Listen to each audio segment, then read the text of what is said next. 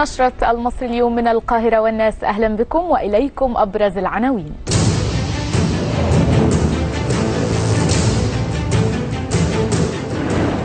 الدولار يقترب من 10 جنيهات في مصر لأول مرة. أمريكا تعرض تمويل المشروعات التنموية في مصر. وزير الداخلية الإخوان قتلوا هشام بركات بدعم حماس.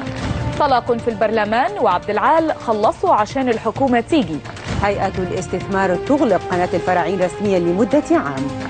الحكومة تقرر تأسيس شركة قابضة للآثار. اليمن تتجه لإعلان الحوثيين منظمة إرهابية. برشلونة تبحث عن قميص بديل عن الخطوط القطرية. ونيوتن يكتب المتآمرون.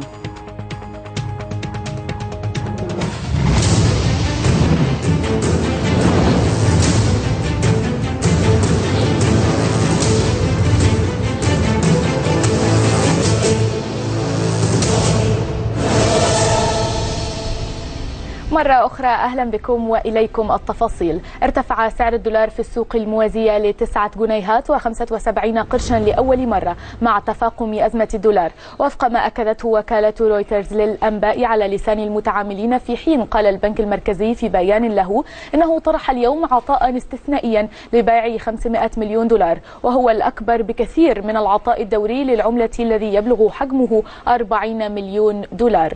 وللمزيد من التفاصيل ينضم إلينا عبر الهاتف الدكتور مدحت نافع الخبير الاقتصادي. أهلا بك أستاذ مدحت. أهلا بك يا فندم. أستاذ مدحت، يعني كيف ترى تأثير صعود الدولار في السوق السوداء، وكيف يمكن للدولة أن تواجه ذلك سواء ارتفاع الدولار أو السوق السوداء؟ هو الحقيقة أصبح لدينا الآن عودة إلى ازدواج سعر الصرف، وهو ما كان سائدا قبل 2003 لفترة طويلة، حيث اتسعت الفجوة بين السعر الرسمي والسعر الموازي بشكل كبير جدا.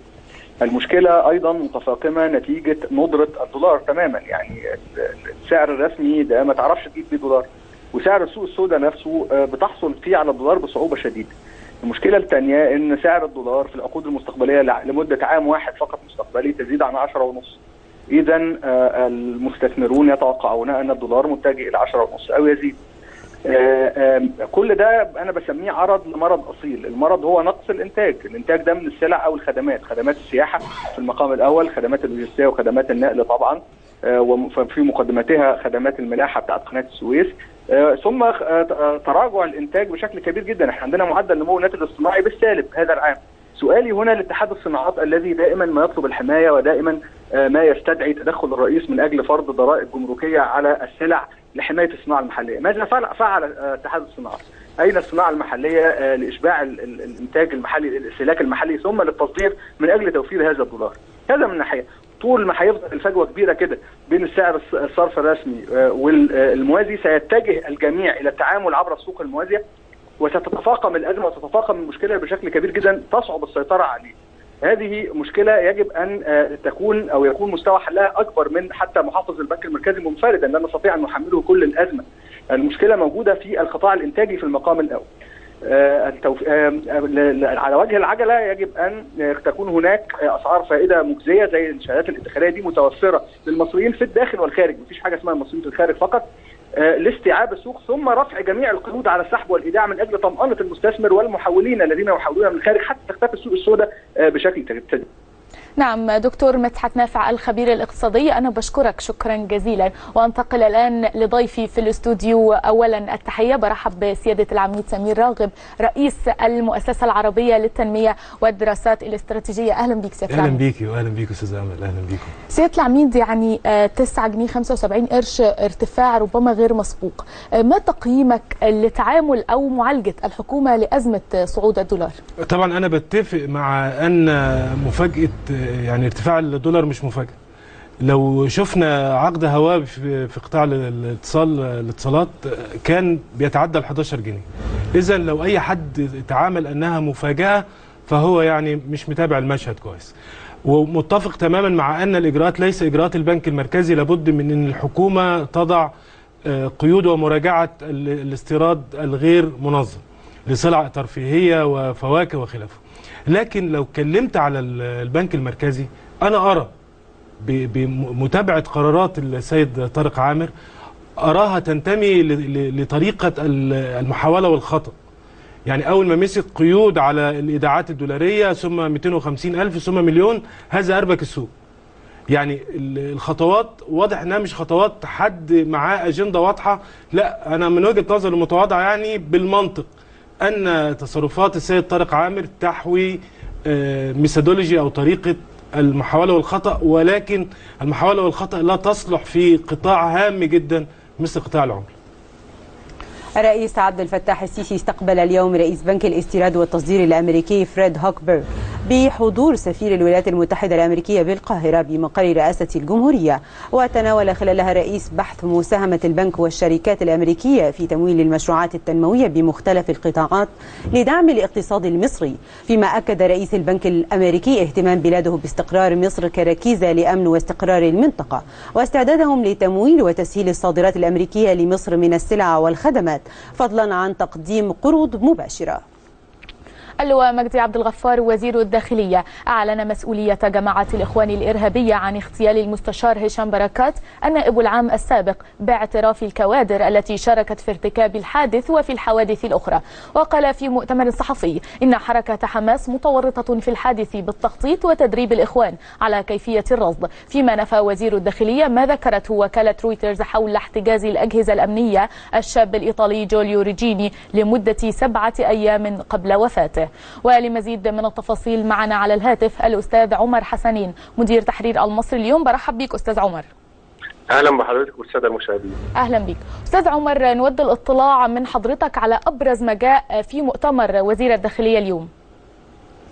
والسيد مجدي عبد الغفار وزير الداخلية كشف تفاصيل اغتيال الشهيد النائب العام السابق المستشار هشام بركات، حيث أكد أن عناصر جماعة الإخوان المسلمين الهاربة إلى تركيا هي التي كلفت بتنفيذ هذه العملية، وأن عناصر من حركة حماس دربت عناصر مصرية على تنفيذ هذه العملية. وقال عبد الغفار أن التفاصيل بدأت بتكليف من مستشار وزير الصحة في عهد المخلوع محمد مرسي بإصدار تكليفات لعناصر مصرية، وبعد إصدار التكليفات هربت هذه العناصر أو تسللت إلى المنطقة الأخرى في غزة عن طريق بعض المهربين من البدو، حيث تم تدريبهم على كيفية الرصد وعلى القتال وعلى صناعة العبوات المتفجرة وعلى تنفيذ العمليات الإرهابية. بعد أن تلقوا التدريبات عادوا مرة أخرى إلى مصر، حيث دبروا المواد اللازمة لتنفيذ العملية، وتجمعوا في مجموعة من الشقق في منطقة أكتوبر، ووضعوا العبوة المتفجرة التي تزن 80 كيلو جرام في سيارة تم شراؤها ببطاقة مسروقة من سوق السيارات بمدينة نصر. وكشف وزير الداخلية عن مفاجأة أن التنفيذ كان المفترض محدد له قبل العملية التي استشهد فيها بركات بيوم، لكن تغيير خط سير بركات مدد حياته ليوما نفذت فيه العملية، وأن هذه العناصر بعد أن نفذت هذه العملية كانت تنتوي تنفيذ مخططات أخرى تجاه شخصيات هامة أطلق خلالها وزير الداخلية العنان لخيال الحاضرين، ولم يصرح، لكنه قال أهم شخصيات في الدولة، بالإضافة إلى أهم المنشآت في الدولة، وبالإضافة إلى سفارات خارجية وسفارات دول عربية تؤيد موقف مصر من ثورة 30 يونيو. نعم أستاذ عمر، لكن ماذا عن تطرق وزير الداخلية في المؤتمر عن واقعة مقتل الشاب الإيطالي جوليو ريجيني؟ هو الوزير خلال المؤتمر لم يتحدث عن ريجيني، لكنه قال في حوار خاص بوكالة أنباء الشرق الأوسط نشرته صباح اليوم أن ما يردد عن أن أجهزة الأمن المصرية احتجزت ريجيني قبل العثور على جثته كلام عار تماما من الصحة. وأكد أن أجهزة الأمن في وزارة الداخلية إضافة مع أجهزة سيادية أخرى تحاول كشف ملابسات هذه الجريمة، وأن الجانب الإيطالي يتابع مع أجهزة الأمن المصرية كافة الخطوات خطوة بخطوة لفك لغز هذه الجريمة التي تحير الأمن حتى الآن. أستاذ عمر حسنين مدير تحرير المصري اليوم، بشكرك شكرا جزيلا على كل هذه التفاصيل. وأعود لضيفي في الاستوديو مرة أخرى سيادة العميد، تعليقك إيه على ما ذكره وزير الداخلية خلال المؤتمر؟ هو طبعا أنا يعني كنت متواجد في موقع الحادثة بعد تقريبا نص ساعة من بعد خبر الحادثة، وفي الوقت ده أنا التقيت الحقيقة بالشهود العيان والتقيت وعينت المكان كله، لأن أنا كنت رايح يعني أغطي مع قنوات فتواجدت في المكان. الحقيقة أنا أولا بحيي وزارة الداخلية من أحدث فرد حتى وزير الداخلية وخاصة قطاع الأمن الوطني. ما أعلن اليوم أكبر من كشف حادثة أو جريمة أو جناه. ما تم إعلانه اليوم هو تغير كبير في أداء الداخلية على أساس علمي، وخاصة قطاع الأمن الوطني الهام جدا في مكافحة الإرهاب. الحقيقة المرحوم الشهيد أنا كنت أعزه جدا لما ألتقي به شخصيا. شهود العيان من المنطقة يعني كانوا بيبكوا عليه، ويكفي أن هذا الرجل يعني من آخر شهود عيان، وأنا تحدثت معهم بنفسي إن هو رفض يشرب مية وقال إن هو صايم، يعني كان مصاب ويعني وبيحتضر ومات وهو صايم. يمكن أنا بدي شهادة حق في حق هذا الرجل الذي أعزه وأحترمه، وأنا لم أقابله شخصي في حياتي. هو ضحى بحياته نظرا لأنه مش إن الأمن كان مقصر في حمايته. المرحوم الشهيد كان بينبه على الأمن بعدم التضييق بإجراءات الأمن على الجيران، الذي أدى إلى أن سيارة تم ركنها في طريق خط السير وانفجرت. والحقيقة أنا بكرر التحية لقطاع الأمن وكل المشككين في الأمن المصري. كشف قضية بهذا التعقيد تمثل شهادة كبيرة في حق الأمن الوطني المصري ووزارة الداخلية، وعلى من يشكك في الأمن أن يتوقف، ويكفي الأمن ما قام به اليوم، وبداية جديدة نتمنى أن يستمر في كشف المزيد وخطوات استباقية بإذن الله. مجلس النواب واصل اليوم مناقشة مواد مشروع اللائحة الجديدة للمجلس، وانسحب عدد من النواب اعتراضا على المادة 97 الخاصة بتشكيل الائتلافات والبند الخاص بالهيئات البرلمانية في المادة 24. وقال الدكتور علي عبد العال رئيس المجلس خلال الجلسة أن سبب تأخر الحكومة في عرض برنامجها على البرلمان هو عدم الانتهاء من اللائحة، قائلا لو خلصنا بدري الحكومة هتيجي بدري. فيما طلبت النائبة هبة هجرس بوضع مادة بمنع الحلفان بالطلاق داخل قاعة الجلسات. سيادة العميد، من وجهة نظر حضرتك لماذا فشل مجلس النواب في بوضع لائحته الداخلية حتى الآن؟ أولا أنا مستغرب على 420 مادة، ده يعني ده 420 مادة ده كتير جدا. بالإضافة لأن احنا يعني في وقت كنا بنشتكي من عدم الشفافية وعدم الديمقراطية، لكن اللي بيحصل دلوقتي طلع ان في بلاوي كتير كانت يعني متدارية علينا. يعني فكرة ان البرلمان يوضع لائحته بنفسه، فالبرلمان نفسه يقول هو هياخد كام مكافأة وهياخد كام كل شهر وبدل جلسات وبدل لبس وبدل، فالكلام ده كلام يعني عبثي. بالإضافة أخطر مواد اللي توقفوا عليها، لأن قضية طبيعة الائتلافات وطبيعة التكوينات البرلمانية داخل البرلمان هو جزء كبير من الديمقراطية. يعني لو تم التضييق على الائتلافات سنصل إلى الصوت الواحد، فسنكون عدنا بصرف النظر عن التعددية السياسية والتعددية الانتخابية، هنرجع انك محتاج أغلبية كبيرة لا ينجح في تحقيقها إلا قائمة واحدة. فلا بد من واضع هذه اللائحة أن ينظر لأبعد من الدستور والقانون، ينظر إلى أن لا يقضي على الديمقراطية، وزي ما قال سيادة الرئيس عبد الفتاح السيسي ووزير الدفاع إنه يطلع بسلم الديمقراطية ويسحبه محدش يطلع بعده. ففكرة إن سيطرة قائمة واحدة أو تكتل واحد وإن هو يعني يعملها على المقاس إن هو يفضل طول عمره مسيطر على البرلمان هذه المرة، فلا بد من أن يكونوا حريصين لسبب أن إن لم يتوافق الشعب على أداء هذا البرلمان فلن يعيش هذا البرلمان.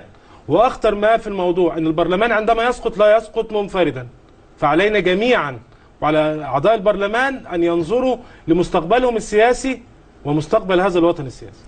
الهيئة العامة للاستثمار والمناطق الحرة برئاسة علاء عمر صدقت رسميا على القرار الخاص بإغلاق قناة الفرعين لمدة عام، وكان مجلس الإدارة وافق سابقا على إغلاق القناة وفقا لمخالفتها لميثاق الشرف الصحفي لبرنامج مصر اليوم الذي يقدمه توفيق عكاشة الذي أسقطت عضويته بمجلس النواب عقب لقائه السفير الإسرائيلي بالقاهرة، فيما أكد مصدر أمني أن النيابة العامة تسلمت ملف قضية تزوير عكاشة للدكتوراه الخاصة به لاتخاذ الإجراءات القانونية اللازمة خلال الساعات المقبلة.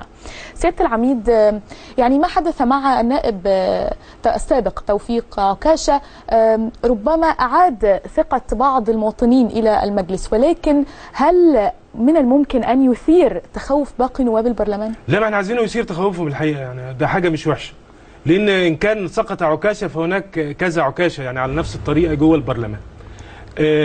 موضوع الالفاظ اللي بنستخدمها في الشارع وبنستخدمها مش الناس مش عايز اقول مش بيستخدمها الناس اللي مش محترمه تبقى تحت قبه البرلمان.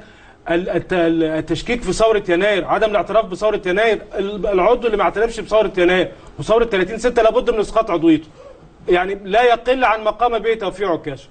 أن يستخف بالنائب البرلماني برئيس البرلمان هذا خطأ، أن يستخف بثورة هذا خطأ، أن يستخف بالدستور هذا خطأ. فأنا لا، مش أنا عايزهم يعني يعملوا حسابهم أكتر من كده، ويعني وأتمنى إن يا إما يرجعوا يا إما يبقى في خطوات أخرى مع نواب آخرين، لأن إحنا بنؤسس الديمقراطية للقادم. وحتى من يعتدي على نائب حتى لو مخطئ بالحذاء أنا ضده تماما.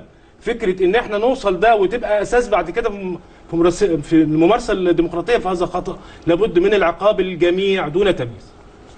المهندس شريف إسماعيل رئيس مجلس الوزراء عقد اليوم اجتماعا لبحث مقترحات إدارة الخدمات الأثرية، وذلك بحضور عدد من الوزراء. يأتي ذلك في إطار سعي الدولة للارتقاء بالخدمات المتقدمة بالمناطق الأثرية كتأسيس شركة قابضة للأثار بما يساهم في دعم الاقتصاد القومي. وانتهى الاجتماع بإعداد دراسة سيتم الانتهاء منها خلال 3 أسابيع لتعرض على اللجنة الوزارية في اجتماع لاحق.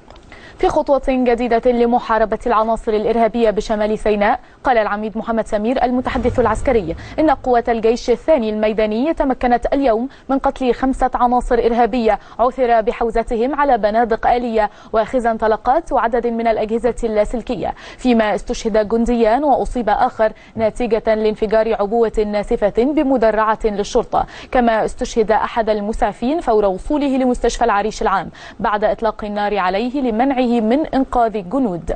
سيادة العميد، عايز أعرف رأي حضرتك في إعلان بريطانيا وأمريكا زيادة قواتها من قوات حفظ السلام في سيناء، وهل سيتم توسيع أنشطة تلك القوات لتشمل مكافحة الإرهاب؟ لا، مش مهمتها أبدا، ده هي اسمها قوات حفظ السلام، هي مهمتها تحفظ سلام موجود. في حاجة اسمها قوة تانية اسمها لو انفورسمنت، اللي هو فرض القانون بالقوة، مش في القوات الMFO اللي هي موجودة في سيناء. لكن زيادة القوة لأن أصبحت مهددة، لكن يحق سواء للمراقب الدولي أو قوات حفظ السلام حق الدفاع الشرعي عن النفس، إنها كمعسكر لقوات حفظ السلام تتواجد لديها القوة الكافية للدفاع عنها، ولكن لا تتورط في حرب على الإرهاب. وأي فعل مثل هذا يعتبر تعدي على سيادة الدولة، لأن الدولة وحيدة منفردة حصري هي المسؤولة عن مكافحة ومحاربة الإرهاب على أراضيها. بدأت مصر وفرنسا اليوم تدريبا عسكريا مشتركا قبالة السواحل الشمالية لمصر بمشاركة القوات الجوية والبحرية لكلا البلدين، أطلق عليها اسم رمسيس 2016 والذي تستضيفه مصر ويستمر لعدة أيام في إطار خطة التدريبات المشتركة للقوات المسلحة لتحقيق الأمن والاستقرار بالشرق الأوسط، وتشارك فيها قطع عسكرية اشترتها من باريس العام الماضي. سيادة العميد، إذن تدريب مصري فرنسي مشترك، هل هذه التدريبات تتعلق بالقضاء على داعش والإرهاب بشكل عام؟ لا، هو أنا أقول لحضرتك حاجة، هو بعد شراء أسلحة هنلاقي الفرقات فريم مشتركة، الرافال، طائرات رافال مشتركة، بيبقى في مناورات لتعميق فهم استخدام السلاح وتنظيم استخدامه. ما يتعلق بالحرب على داعش، احنا لو شفنا تفاصيل هنلاقي قوات بحريه وجويه. يعني داعش دوله حبيسه، يعني ما عندهاش بحريه، لكن ما يتعلق بالقرصنه البحريه لأن متوقع أن الإرهاب يصل لمرحلة القرصنة البحرية، ما يتعلق بحماية الشواطئ، ما يتعلق ربما بتأمين الشواطئ من عدايات من جانب ليبيا في حالة تطور داعش، ربما عمليات منتظرة لحماية الشواطئ. لكن داعش بمفهومها بتحتاج أكثر ربما قوات خاصة، قوات مشاة، قوات برية، أكثر من القوات المشكلة لتلك العملية. قال الناشط الحقوقي نجاد البرعي رئيس المجموعة المتحدة لحقوق الإنسان إنه ينتظر الحبس 5 سنوات على خلفية اتهامه بإعداد مشروع قانون ضد التعذيب في مصر والضغط على رئيس الجمهورية لإصداره هذا المشروع، موضحا أنها جناية مغلظة. وقال البرعي إن أي شخص يعمل في مجال حقوق الإنسان لابد أن يدفع ثمن الدفاع عن الحريات. وللمزيد نتابع معا هذا التقرير.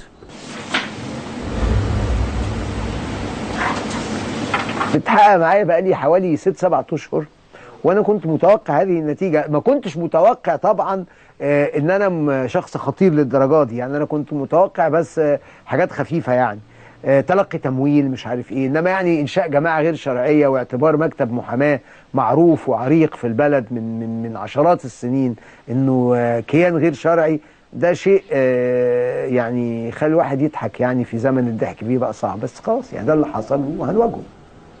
ومن التقرير أعود إلى ضيفي العميد سمير. العميد سمير، هل تعتقد أن الدولة في حاجة لإعادة النظر في طريقتها مع التعامل مع المنظمات الحقوقية في مصر؟ لا شك بما يضمن أن تعمل المنظمات في إطار صحي، ولا يتهم كل من يعمل في هذا المجال بالخيانة والعمالة وخلافه، وما يضمن أن لا تكون تلك الجمعيات أو المؤسسات تمثل اختراق داخلي لعمليات خارجية وأجهزة مخابرات. ودي المعادلة الصعبة الحقيقة.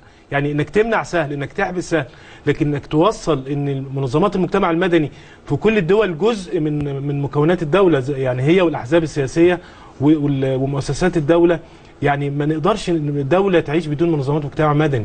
لكن فكرة ان احنا كل من يتهم بتمويل خارجي فيقوم يقول لك لا اصل انا عشان بحقوق انسان، لكن لابد، وانا بوجه يعني رساله لسياده الرئيس، القضيه اللي بيتحدثوا عنها كثيرا، القضيه 250 والتمويل الخارجي، لابد من اجراء حاسم فيها ويعلن عن الراي العام، عشان المجموعه ان كانوا ابرياء فنبرئهم، ان كانوا مخطئين مكانهم في السجن. لكن فكره ان احنا نردد اسماء ناس وقد يكونوا ابرياء ونظلمهم، او قد يكونوا مجرمين ولهم عماله وهم يعني يمثلوا جواسيس وعملاء لدول اخرى، ويكونوا يعني طلقاء وبيمارسوا نشاط وبيطلعوا في الاعلام، فلابد من وقف هذا وفي اسرع وقت ممكن. انا لا ارى مبرر لتاجيل فتح ملف حقوق الانسان لتبريء من هو بريء وادانه من هو مدان. نعم مشاهدينا، فاصل قصير ونواصل من بعد نشرة المصري اليوم من القاهرة والناس.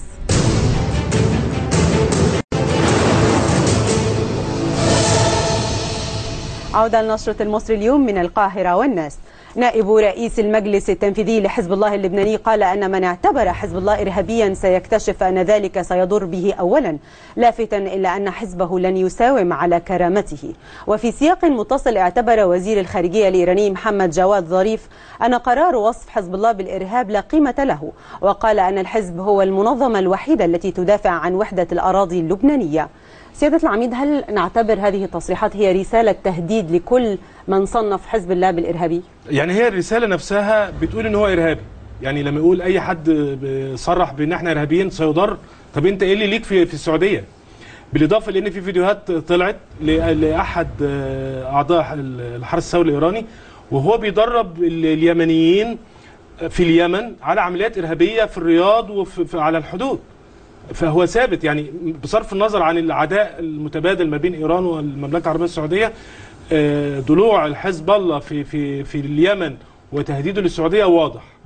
في تفجير حصل في عدن في دار مسنين، يعني أصابع الاتهام بتشير لحزب الله، لأن تنظيم القاعدة في اليمن أعلن أنه غير مسؤول، وداعش أعلن أنه غير مسؤول، فأصابع تشير لحزب الله. حزب الله حتى حرب تموز 2006 كان شعبية حسن نصر الله تتخطى حكام عرب.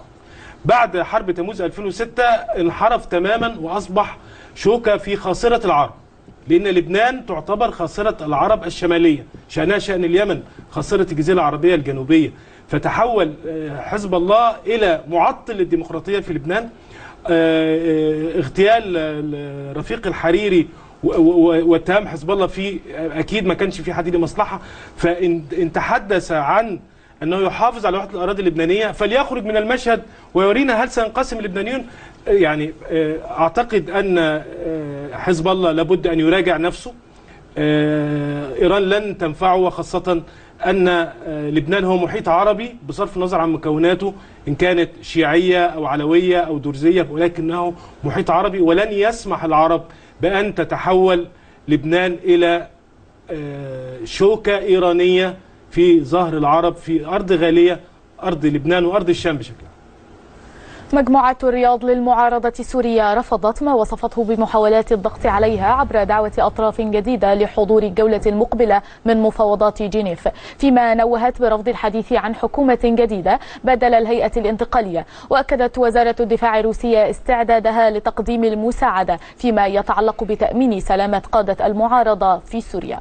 سيادة العميد، عايز أعرف تعليقك على موقف المعارضة السورية وتوقعاتك بشأن المحادثات المقبلة.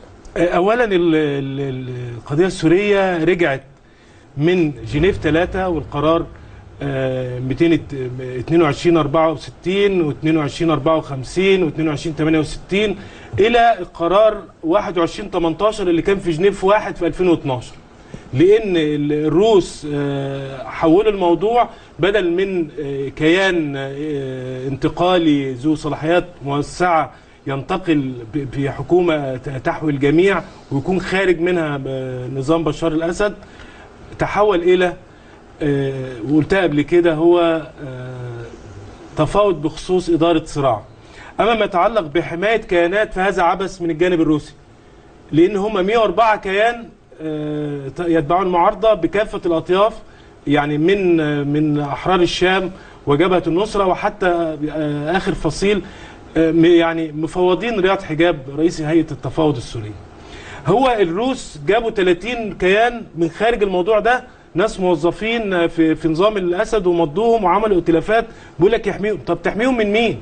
إذا كان اللي بيستهدفهم هو يا إما النظام السوري يا إما الروسي، فانت بتحميهم منين؟ المفاوضات المخططه 10 القادم انا ما اعتقدش انها ستاتي بجديد، لسبب هو النظام السوري حسم امره بان يحسم عسكري على الطريقه، واتكلمنا فيها المره اللي فاتت على الطريقه اليوغوسلافيه، على طريقه روسيا في جورجيا، على طريقه روسيا في اوكرانيا. يعني فكره ان هو حد بيتكلم في ان لا مستقبل لبشار. بشار دلوقتي بيقول لهم استسلموا واخرجوا بدون محاكمه، هم كانوا بيقولوا احنا نتفاوض على انه يخرج، فاتقلبت الايه. انا ما اعتقدش ان التفاوضات ستاتي بجديد، ولكن على الجميع ان يذهب للتفاوض، لان القاعده في التفاوض من لا يذهب بيخسر اكتر من اللي بيذهب للتفاوض. واعتقد الهدنه اللي قلت عليها هشه بعد 4 ايام دي مستوره قال عليها هشه، لانها واضحه تماما ان يعني احنا عندنا طرف واضح تماما، روسيا واضحه تماما والاسد واضح تماما، ومن يذهب للتفاوض يود أن يضغط أكثر. بالظبط. طيران التحالف العربي شن سلسلة غارات جديدة على مواقع الحوثيين والقوات الموالية للرئيس السابق علي عبد الله صالح بمحافظة تعز، أدت لوقوع عدة انفجارات بقاعدة طارق الجوية في مطار تعز. وعلى صعيد آخر كشفت مصادر رسمية عن توجه الحكومة اليمنية لإعلان جماعة الحوثيين منظمة إرهابية والالتزام بالحل العسكري. سيادة العميد، إذن قراءتك للتطور في الوضع اليمني، والآن يعني تهدد الحكومة اليمنية بإعلان جماعة الحوثي بمنظمة إرهابية والتصعيد عسكريا. أولا جماعة الحوثي منظمة إرهابية مش إرهابية، الحوثيين معهمش باسبورات ولا بطايق أصلا. يعني هتقول له أحجز على أرصدته بره أو أمنعهم، هم الناس ما عندهاش حاجة خالص يعني. الحاجة اللي بعد كده الحكومة اليمنية بتقول احنا هنلجأ لحل عسكري. طب اللي بيتم من مارس آذار الماضي ده كان إيه؟ مع حل عسكري. اللي حصل التغير اللي حصل هو كانت الفكرة في ان الوصول الى تخوم صنعاء في منطقة نهم اللي هي مديرية نهم اللي هي شمال شرق صنعاء تعتبر مدخل لمنطقة القبائل، وكان الامل ان القبائل المحيطة بصنعاء في بني الحارس وفي همدان وفي سنحان وبني بهلول ان هم ينحازوا الى الشرعية، لان هي القبائل دي يعني برجماتية، يعني ممكن ايام حرب اليمن القديمه كان يصحى الصبح جمهوري يبقى بالليل ملكي. فهو كان الرهان ان العمل الاستخباراتي ينجح فان تسقط صنعاء بعمل سياسي، ان النطاق القبلي حوالين صنعاء يؤيد الشرعيه. لما ما حصلش ده اصبح الحل والحسم ان يستمر عسكري، لكن هي عمليه عسكريه، واعتقد انها تخلو حتى من عبارات السياسه. يعني كل الكلام كلام عسكري، وانا اعتقد ان برضو الحل العسكري لن يحسم القضيه، وستنتهي في الاخر بالتفاوض او ان تتحول اليمن الى صومال جديده وتنتهي فيها معالم الدوله. مواقع عديدة أفادت بوقوع اشتباكات عنيفة بين أبناء مدينة الرقة السورية ومسلحي تنظيم داعش الإرهابي تزامنا مع انشقاق كبير في صفوف التنظيم. وحسب مصدر محلي بمدينة الرقة المعقل الرئيسي للتنظيم في سوريا، قام نحو 200 عنصر بالانشقاق عن التنظيم خلال اليومين الماضيين. سيادة العميد، الخبر ده يخليني أسأل حضرتك، هل نشهد في الفترة القادمة تراجع لنفوذ داعش في سوريا كما شهدنا في بعض المناطق في العراق؟ للأسف الضغط على الجماعات التي يطلق عليها معارضة وسطية بيصب لصالح داعش والقاعدة، لسبب بالحصار اللي مفروض على حلب، وهي حلب على فكرة اللي بتحوي البقية من المعارضة قادرة على أن تكون طرف سواء سياسي في جنيف في التفاوض أو طرف عسكري وسطي. قمع هؤلاء يوصل لكل السنة السوريين أن المدافع الوحيد عن السنة في سوريا هم داعش والقاعدة. لكن أنا عندي بس تصحيح، هو اللي حصل في ريف حلب الشمالي مش الرقة. الرقة ده معقل داعش في شرق سوريا، لكن هو الانشقاق اللي حصل وراح لجيش الشام هو كان في ريف حلب في مناطق قريبة ما بين إدلب وحلب، مش في الرقة، لأن الرقة ده عاصمة أبو بكر البغدادي، اللي بينشق هناك بيتقتل، فما فيش حد بيلحق ينشق في الرقة بالذات يعني. احتشد نحو 13,000 مهاجر على الحدود اليونانية المقدونية، حيث اضطر عدد كبير منهم للنوم في العراء، بينما لا يزال 30,000 مهاجر عالقين في اليونان، يشكلون نحو 60% من مجموع المهاجرين في اليونان، فيما تظاهر لاجئين سوريين وعراقيين أمام حواجز الأسلاك الشائكة خلال الأيام الماضية، والتي تمنعهم من العبور إلى دولة مقدونيا وتحرصها شرطة مكافحة الشغب. المرشح الجمهوري المحتمل في انتخابات الرئاسة الأمريكية تيد كروز فاز بترشيح الحزب الجمهوري له في ولايتي كانساس ومين، فيما فاز منافسه دونالد ترامب في ولايتين آخرين. ودعا ترامب وكروز المنافسين الآخرين إلى الانسحاب من المنافسة. وفي سياق متصل انتقد نائب المستشارة الألمانية أنجلا ميركل دونالد ترامب، ووصفه بأنه شعبوي وآراءه السياسية تمثل تهديدا للسلام والرخاء. سيادة العميد، يعني الحزب الجمهوري في الولايات المتحدة حاز على شعبية كبيرة في هذه الانتخابات، تعليقك إيه على هذا؟ لا، هو الانتخابات ما بين الجمهوريين والديمقراطيين أنا شايف إن ترامب وكلينتون، وأنا توقعت إن كلينتون وحضرتك توقعتيها معي. أنا شايف إن اللي ينجح كلينتون إن ترامب يوصل يبقى هو اللي يعني المرشح الجمهوري قدامه، لسبب كل المهاجرين هيدوا الديمقراطيين، هم عادة المهاجرين يعني بشكل عام بيدوا الديمقراطيين، كل المسلمين هيدوا الديمقراطيين، وده هيزيد فرص كلينتون، بالإضافة لأن الدوائر المؤثرة في صناعة القرار وعلى الناخب بما فيها الإعلام سترى أن وصول ترامب كفيل بقطع علاقة أمريكا بالحلف الشمال الأطلنطي، كفيل بقطع علاقة أمريكا بأوروبا، كفيل بزيادة الإرهاب المشتعل في العالم بالفعل. فأنا أعتقد ده بيأكد اللي احنا قلناه قبل كده، إن ترامب هو هيكون مفتاح فوز كلينتون في الرئاسة. ماذا عن اللوبي اليهودي؟ من يأخذ أصوات اللوبي اليهودي في أمريكا؟ اللوبي اليهودي يعلم تماما أن الديمقراطيين يعطوه أكثر من الجمهوريين، ولكن يعني دايما الديمقراطيين بيدونا السم بس يعني في طبق من ذهب.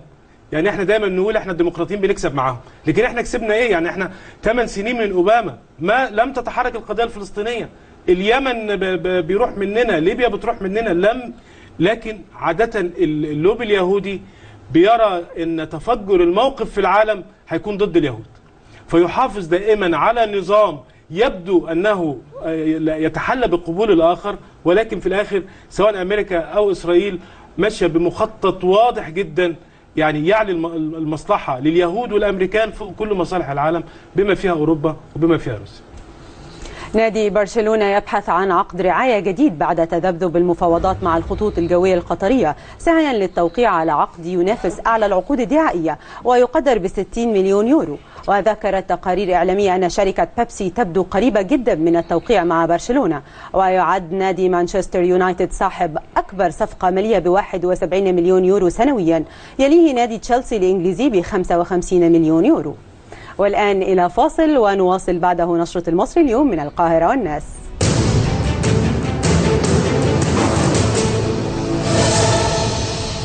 عودة مرة أخرى مشاهدينا لنشرة المصري اليوم من القاهرة والناس، والآن موعدنا مع مقال اليوم من المصري اليوم.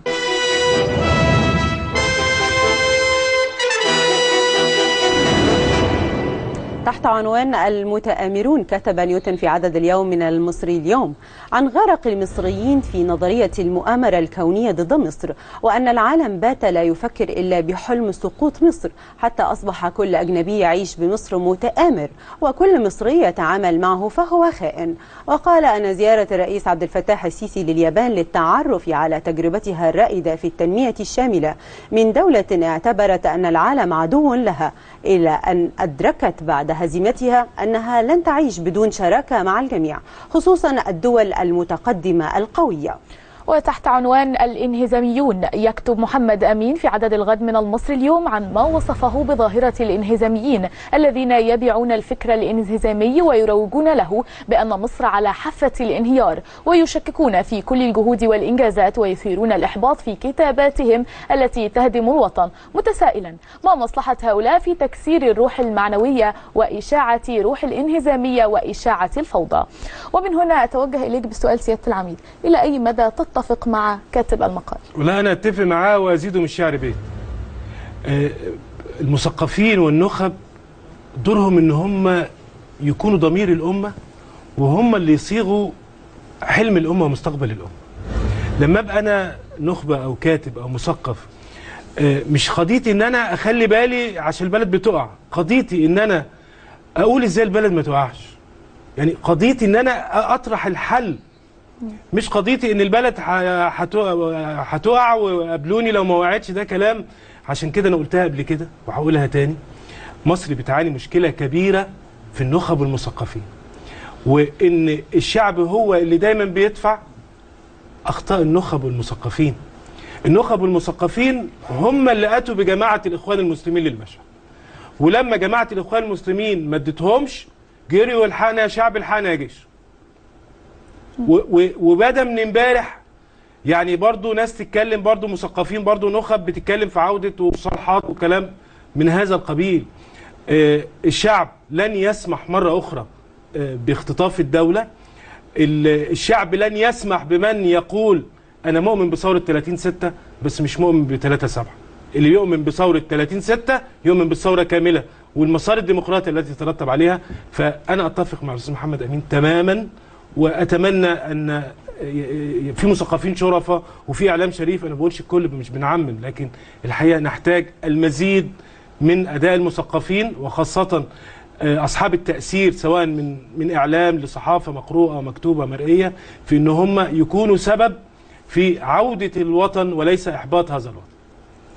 مشاهدينا إلى فاصل أخير ونواصل من بعده نشرة المصري اليوم من القاهرة والناس.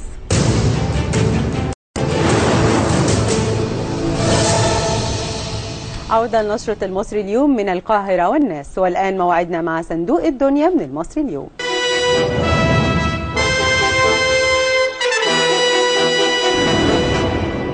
كتير مننا بيربط السعادة بالسن، بس الفيديو اللي هنشوفه دلوقتي عكس الكلام ده تماما، اللي عبارة عن ست عجوزة عندها 78 سنة قررت انها تكسر القاعدة دي وتدخل تلعب في الملاهي وتجرب اللعبة الأفعوانية للمرة الأولى في حياتها، ومن بعد التجربة دي أكيد حست انها رجعت لورا 10 سنين. تعالوا نشوف مع بعض الفيديو.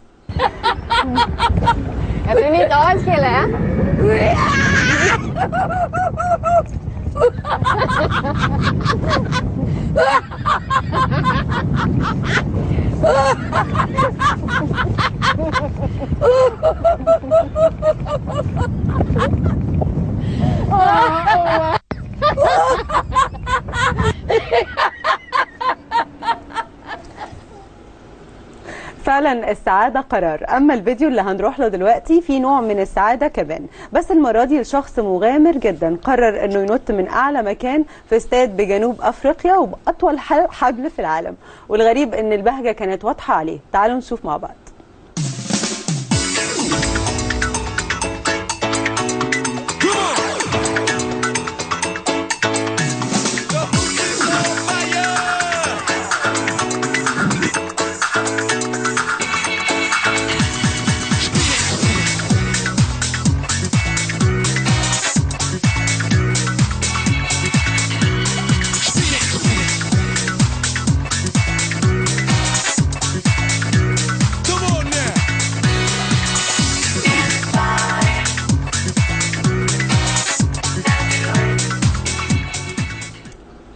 كل واحد بيسعى انه يدور على السعاده بطريقته زي الناس اللي شفناهم في الفيديوهين اللي فاتوا، لكن اخر فيديو معانا النهارده لفنان في الشارع بيعزف موسيقى، بس الغريب انه ما استخدمش ولا آلة موسيقيه، وبالرغم من كده كان العرض بتاعه رائع جدا. تعالوا نشوف مع بعض.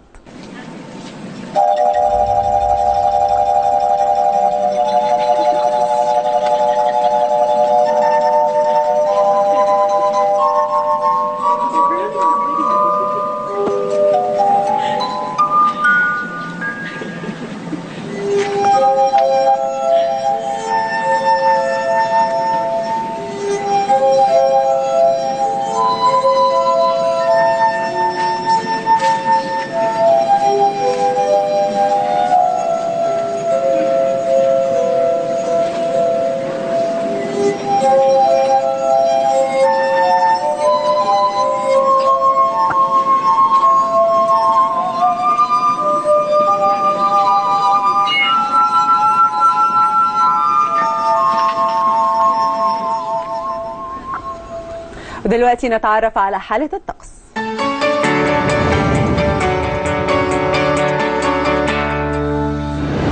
القاهرة العظمى 26، الصغرى 12، الإسكندرية 21/10، شرم الشيخ 27/20، الغردقة 29/16، الأقصر 29/10. أما عن أسوان فالعظمى 32 والصغرى 11. وبهذا نكون وصلنا لختام نشرتنا النهارده من المصري اليوم من القاهره والناس. شكرا لك يا امل. اشكرك. شكرا سياده العميد. شكرا ليكم. نشكركم ايضا مشاهدينا على طيب المتابعه. غدا نشره جديده ولكن بعد قليل تلتقون مع ابراهيم عيسى.